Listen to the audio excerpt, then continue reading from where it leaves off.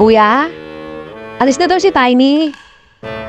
Tuloy na po ako, sir. Sige na, Tiny. Salamat po. Thank you, O, sige, sir. ingat ha. Thank you. Thank you sa pagbisita. Hinday.